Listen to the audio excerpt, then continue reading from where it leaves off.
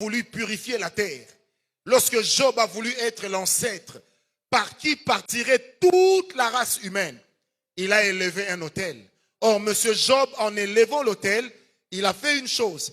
Il a tué une race d'animaux qui a disparu. Puisque les animaux étaient entrés dans l'arche, combien?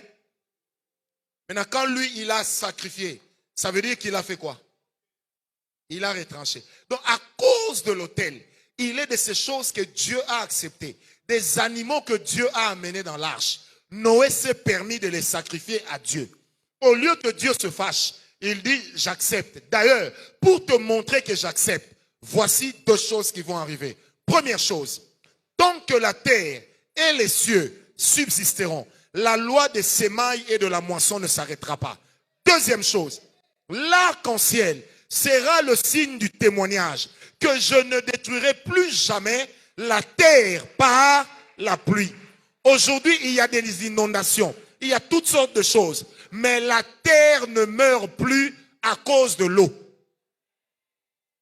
Quand vous allez dans les pays tels que la Hollande, la ville d'Amsterdam par exemple, la ville de Rotterdam, vous serez étonnés, et le Japon en particulier, ce sont des pays qui sont devenus grands parce qu'ils ont conquis la terre sur l'eau.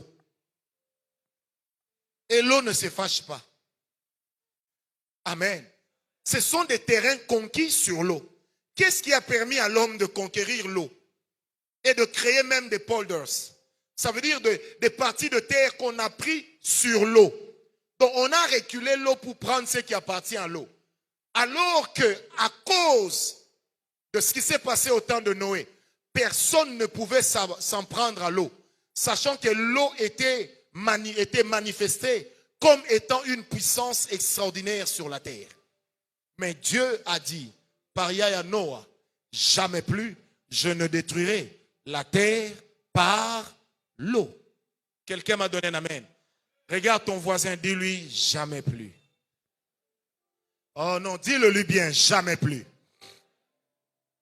Et c'est comme ça que dans l'Apocalypse, Dieu concluant va également dire que dans les derniers jours, que dans les derniers temps, dans les temps de la fin, surtout après le dernier combat, Dieu ne va pas détruire la terre par l'eau, mais il va détruire la terre par le feu.